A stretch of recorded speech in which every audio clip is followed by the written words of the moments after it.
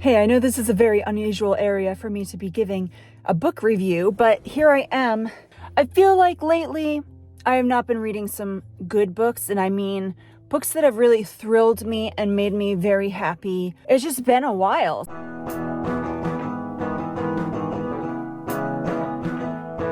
There were book recommendations that I received for Black History Month, and I saw one that stood out to me, and that was Ella.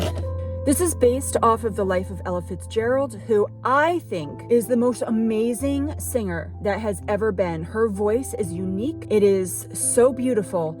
I've loved her since I was a child, and this is a fictional story based off of her childhood. So this whole book is actually set from the time she was about 13, 14 until she was about 17. And it's all about what got her into her stardom. And it was such a difficult life. When I read this, I was so sad during the Depression era, how hard it would be for a young Black girl to go through the things that she went. Now, I never knew anything about her childhood. I knew little bits and pieces about her life, but mainly her life as a star and not so much her childhood.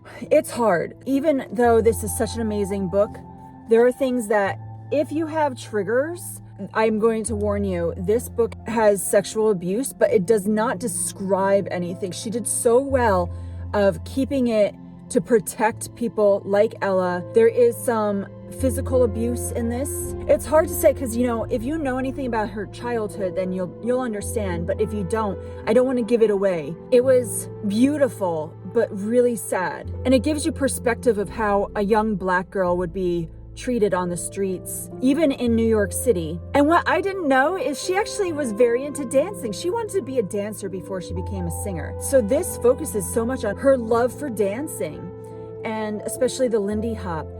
And I had to look stuff up to make sure if this was accurate or not.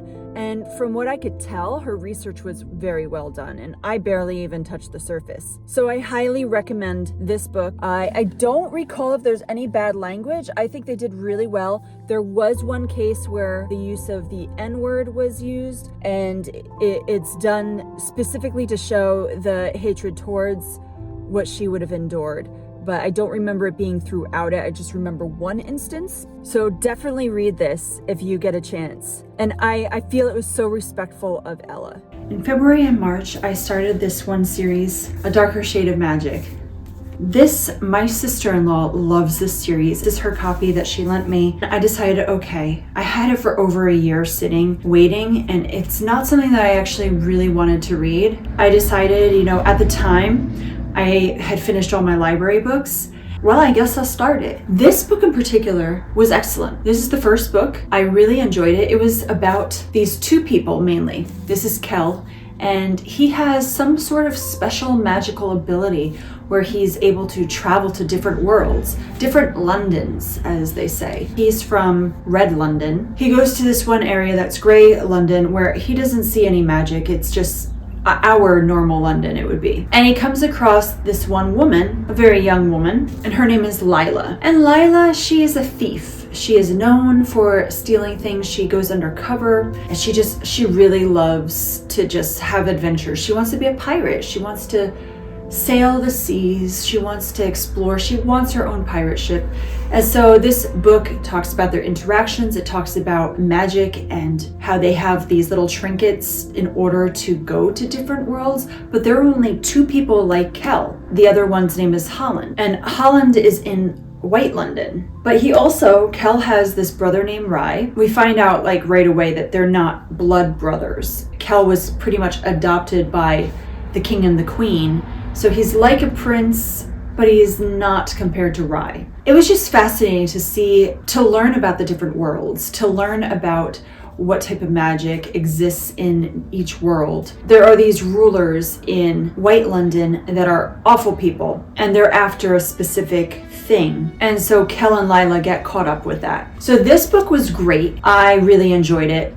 It wasn't amazing, but I definitely enjoyed it. I got sucked into it. I got 400 pages in the second book before anything of interest happened. It just seemed like there was a whole build up for this one event, and then all of a sudden the event didn't really matter.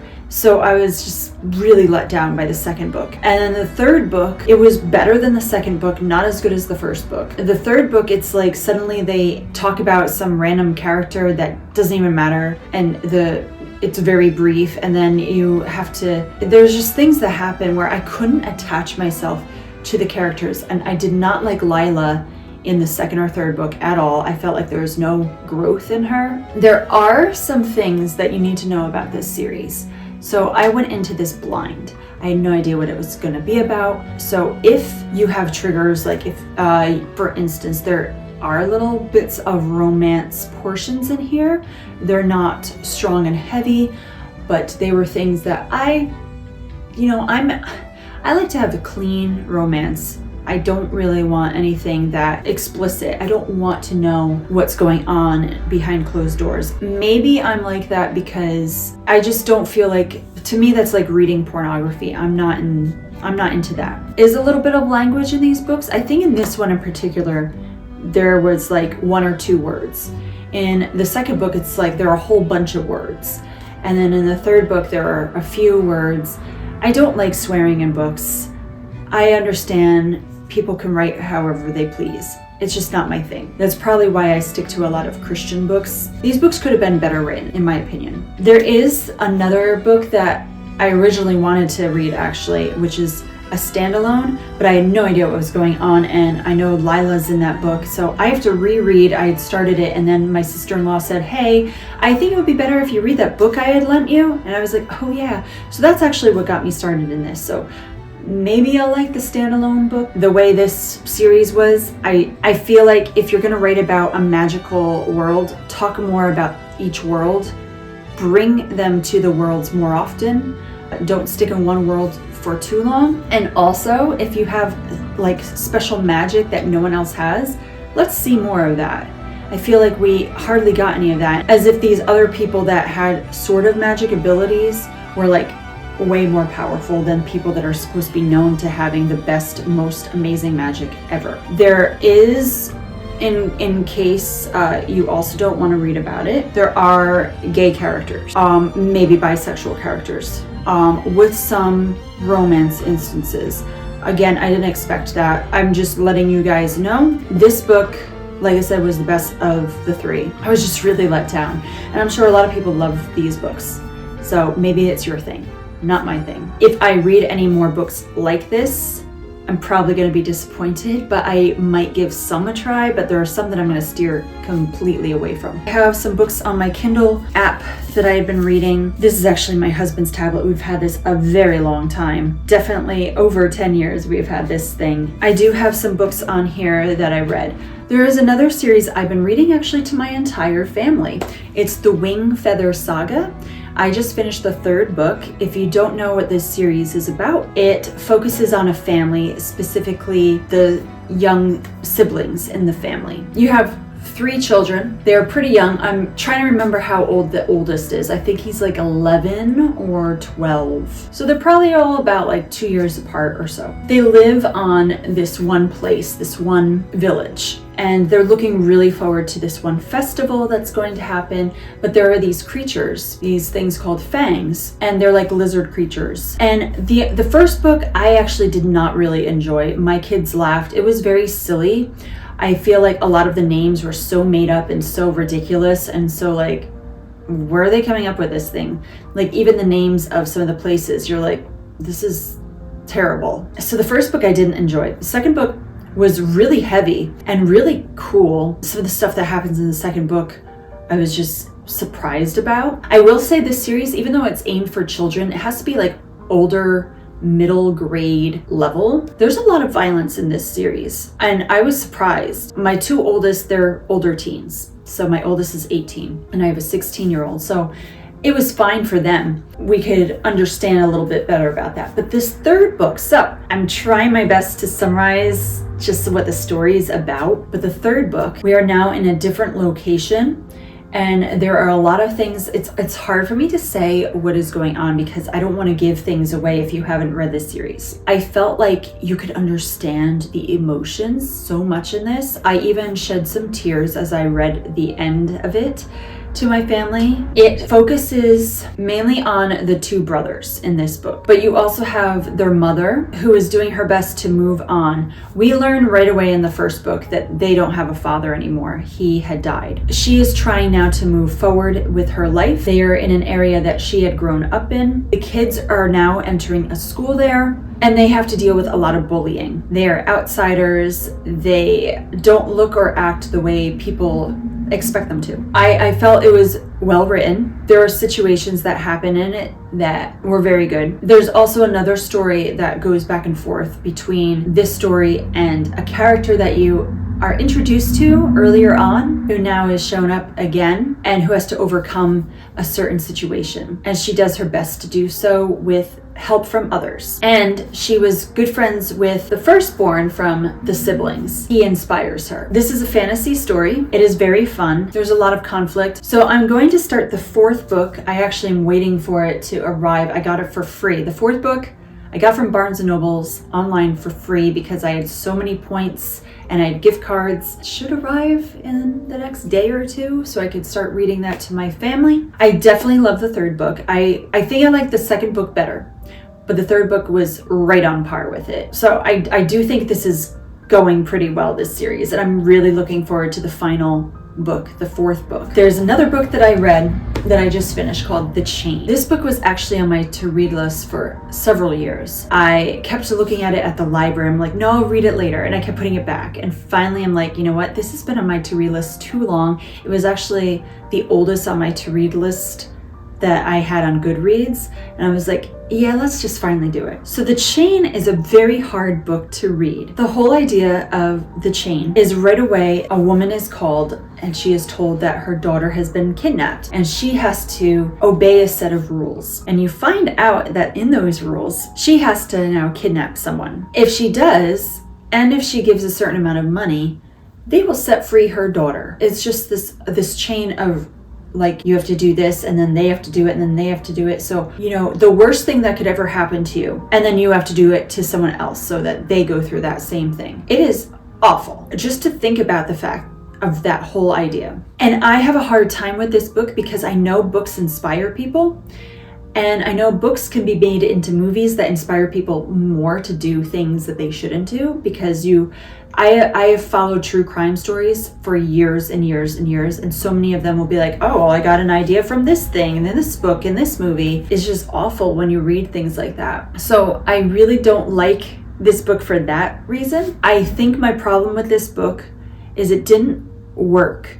If you think about technology today and just situations and circumstances for what the rules are, it didn't make sense to me that supposedly people are not going to go looking for this girl and they're not going to be suspicious if she's not showing up in school for several days.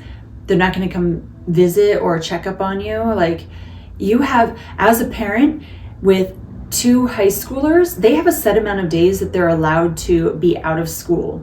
So what happens if they're out after all that time? Like, if you're not able to talk to cops or anything like that, it's just very suspicious to me, just how it worked. Also, as we got through the story and you start to understand who behind all this, and it just didn't work. It was very well written. I really enjoyed the story while reading it. I didn't like it, but I did like it at the same time. I didn't like what was going on, but I liked how they wrote it. It was a very sad story. I'm glad I finally read it. I just think it's an awful situation. But I definitely, as a mother, I definitely felt what the main character felt in the beginning of, I feel like the beginning of the book was just so good. And then it stops dead 3/4 in, and then it like changes all of a sudden. And it just kind of died. It like fell for me after that point, but it wasn't bad. I expected better, maybe. I do read a lot of those Christian Amish stories that are fictional. So I read A is for Amish when it came out. So B is for Bonnet just was released recently. I was really excited to be able to finally read it because I'd been waiting for it to be released after the past few months. A is for Amish. Let me explain. There are 4 siblings. Their father was born in an Amish community but he left when he was young, married someone who was not Amish, as they call English, and they had 4 children. They got divorced, and the children, they were back and forth between their parents and their Amish grandparents. And so they decide suddenly in their adult years, they're all in their 20s, let's go back to our grandparents and let's become Amish. And they really, really wanted to become Amish. What was interesting about that is that you have the 2 older ones seemed like they were like really on board, or like maybe like one of the older ones and one of the younger ones. And then I just feel like it switched as you read that book, the first book. B is for Bonnet. I enjoyed this book. It was cute, all right? You have the main character in this book is mainly Johnny. Johnny's the youngest of the 4 siblings. So this is his story where he works at a bicycle shop. He really enjoys his job. He's living with his grandparents, but he feels like maybe they treat him a little bit young. He doesn't really appreciate that. Finds out something about his health. When he finds out this thing, he goes to his father, and they're like a little bit like, they're not very close, but he's trying, like they're both trying. So this story talks even about his father. Now in the first book, you know nothing about the parents, and that was driving me nuts. I was like, I want to know about these parents. Like, why are they divorced? How did they meet? And all of this stuff. So in this book, we get the father's story. And I really liked his story a lot. He's in this book. I liked his character. And Johnny, I really felt we could have used a little bit more of his character, but he has a love interest. His love interest, I think her name is Treva. I feel like this book should be called B is for Bakery, because there is nothing about a bonnet except for like one scene where there's like the head covering is called the cop, and it like sort of, he like says something about like, oh, you could just take it off because there was something like in her hair or something. And she's like, no, I can't take off my cop. But they don't say bonnet. I just feel like it should have been B is for Bakery, guys. All right. But anyway, so Treva, you get her story. She's the love interest of Johnny. She works at a bakery that she runs and owns. She had been in a relationship previously, and she's starting to have eyes for Johnny. Mainly, I feel like we get to understand her emotions. We see her side a lot more than Johnny's. The other siblings, you hear about one of them a little bit here and there, but then there are these other 2 siblings we barely hear anything about. And so I was like, that's kind of weird. But I really enjoyed Treva. She was great. She saved this book, otherwise I would have been kind of disappointed. It was a cute story. So not the most amazing story, but it was really sweet. So yeah, that's the second book in that series. The next one, I forget what it's called. It's coming out in a few months. C is for, I don't remember what it was. I don't feel like looking it up right now, but I will definitely read it when it comes out. I don't know how many books she plans on writing for this series. I don't think she's going through the entire alphabet. You figure there are 4 siblings, maybe there are 4 books. I don't know if they're going to stop at 3 books. I don't know what the plan is. But I can already sense that the next book is going to be about the one sister, Beth, and probably the mother, because they make a hint at the end of the second book, which was like, kind of like thrown at you. And I'm like, oh, okay. And the last book that I just finished today, this one's going to be a tough one for, I don't know how many people are big fans of the Tom Sawyer series. I did read Tom Sawyer a few years ago for the first time ever. I remember growing up and seeing it in my parents' library that we used to have growing up, but I never read it, which has a bit of an adventure in it. It was okay, it was good. It wasn't bad, it was fun. But The Adventures of Huckleberry Finn, there was a warning at the beginning of this book explaining this book has language that was used during that time to try to explain so you could fully comprehend where the people came from. Never have I ever read a book with so many N-words in it than this book. It's like all throughout it, constantly. I was in shock reading it. I don't like reading it. Oh my word. There's a situation that happens where Huckleberry Finn and this man who had been a slave. Okay, real quick, this book was written, I believe it came out in the 1890s. So you figure slavery ended in the 1860s. 1865 was when the Civil War ended. So then you figure the Emancipation Proclamation came out the year before that, right? All the slaves had been freed. Now, I don't know exactly what that looked like in the South, if people were still trying to have slaves, but this book is very pro-slavery, but it also is about abolition to a point, depending on where you are in the book and what you're looking at. It was very odd because it's written by a man who lived in the South. I don't know if Mark Twain ever had slaves. I don't know anything really about Mark Twain. I knew he really, really loved his wife. That's about all I know about him, and that he wrote a lot of books. I read a few of his books. Going back to this, he has this black man named Jim with him. Huckleberry Finn, he's a young kid, so he goes on an adventure on a raft with Jim. Throughout it, people are talking about this man that he is with, and they're accusing him of a lot of things throughout it. Finn believes that they're friends, but he looks down on Jim all the time because he's black. It makes it seem like he doesn't understand anything and treats them with no respect. Jim acts dumb. So I feel like the character of Jim was created to be like he's stupid and doesn't know anything. I feel like that's a very Southern thing for that time of how they would look at people. It's just such a racist book. Like left and right, it's so racist. And I don't know why so many people love this. I know people that have given this like, this is one of their favorite books ever, and Tom Sawyer is one of their favorite books ever, and I don't get it. I don't get it. I was so sad while reading this book because I have empathy for Jim. Now Finn, he is a very fun kid though. I love his sense of humor throughout it. It's funny because he has knowledge, but he supposedly doesn't know how to read, and so it's just, you could see where Mark Twain, being intelligent, puts a little bit of himself in Finn. But then he says that Finn doesn't understand certain things. So it was just interesting. There were some funny scenes. Finn tries to pretend to be, like he dresses up as a girl to try to fool some woman at one point, and she's not fooled, but it's just a funny situation because he was just trying to get information. You know, there's guys that say like trying to prove that they must be King of France because they're related to Louis XIV, and just some ridiculous things. As much as there are little tiny bits of fun in this book, I just feel like it doesn't make up for the language. I don't recommend this book. Maybe it was great in its time, but now it's very outdated and I feel it's cruel. Like, I can't imagine if this is being read in schools when you have a bunch of black children in your classroom.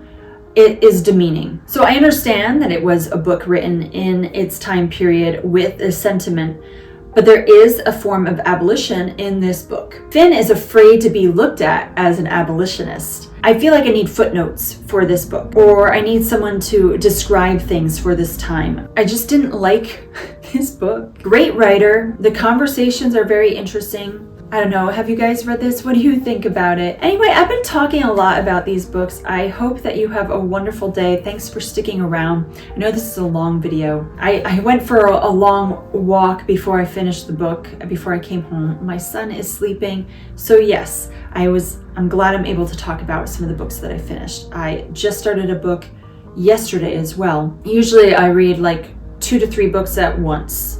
Usually it's mainly 2. Okay guys, well I hope you have a wonderful day. Thank you for staying around and let me know what you recently finished. Bye.